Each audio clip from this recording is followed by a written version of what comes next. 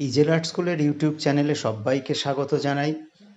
আজ একটা কোলাজ করছি, অনেক দিন পর আবার কোলাজ। প্রথমে হালকা করে ড্রয়িং করে নিলাম, তারপর আগের থেকে কাগজের ওপর প্যাস্টেল ঘষে যে কালার পেপার তৈরি করা সেগুলোকে ছিঁড়ে ছিঁড়ে বসাচ্ছি। দেখো কীরকম করে বসানো হচ্ছে। খুব সহজ একটা ফুলদানি এবং ওপরে খুব সহজ ফুল, একদম 3টে করে পাপড়ি দিয়ে, যাতে ছোটরা ভীষণ সহজে করতে পারে সেটা দেখাচ্ছি।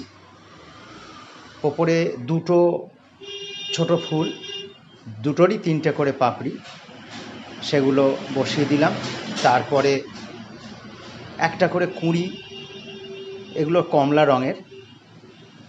এরপরে লাল রঙের ফুল, এরও 3টে করে পাপড়ি।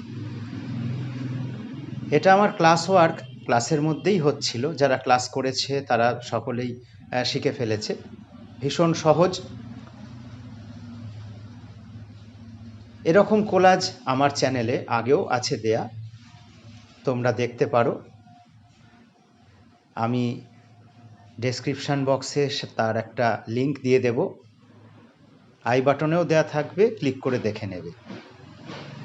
এবার ওই ফুলের যে ডাঁটি, সেগুলো সবুজ কাগজ। আমি এটা প্যাস্টেল দিয়ে রং করে কাগজ রেখে দিই এই কারণে, ধরো বিভিন্ন রকম শেড আমাদের কোলাজ করতে গেলে লাগতে পারে, তো সব রকম রঙিন কাগজ তো কিনতে পাওয়া যায় না। আবার হঠাৎ করে ইচ্ছা করলো, তখন হয়তো কাগজ নেই। সেই জন্য এটা খুব সহজ উপায়।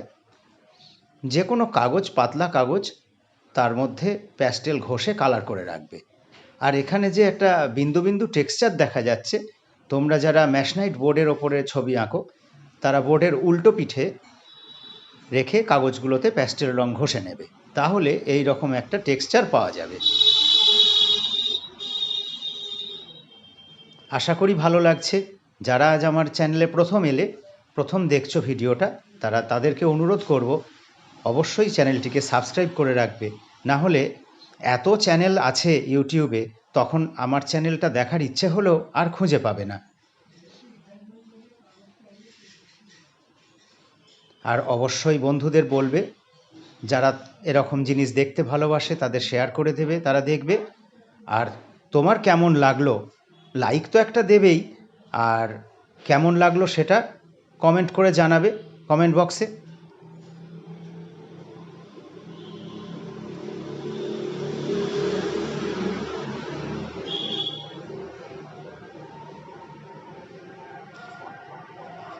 আশা করি তোমাদের খুব ভালো লাগছে। আমি এটা দ্রুত করে দিয়েছি, এটা সময় লেগেছে অনেক। আর এইগুলো করতে গেলে যেটা সবচেয়ে বেশি দরকার, সেটা হচ্ছে ধৈর্য। এই ছোট ছোট করে ছিঁড়ে ছিঁড়ে লাগানো, এটা খুব ধৈর্যের ব্যাপার।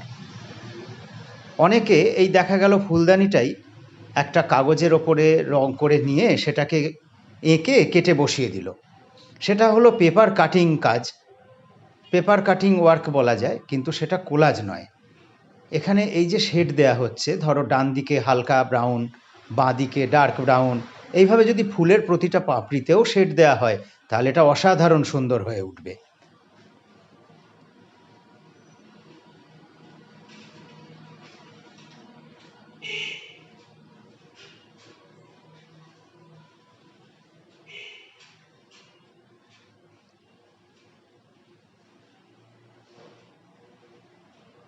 এবার একটু নীল রঙের কাগজ দিয়ে শেড দিয়ে নিচ্ছি, কালোও দেব। ফুলদানিটার বাঁ দিকটাকে আরও ডার্ক করে দিচ্ছি একটু শেড করে দিয়ে, সেটাও কাগজ ছিঁড়েই লাগিয়ে দিচ্ছি। এবার একটা কোনো তো বেস আছে যার ওপর রাখা আছে, সেই বেসটাতে একটুখানি দেব, কালো রঙেরই কাগজ ছিঁড়ে নিয়ে দেব।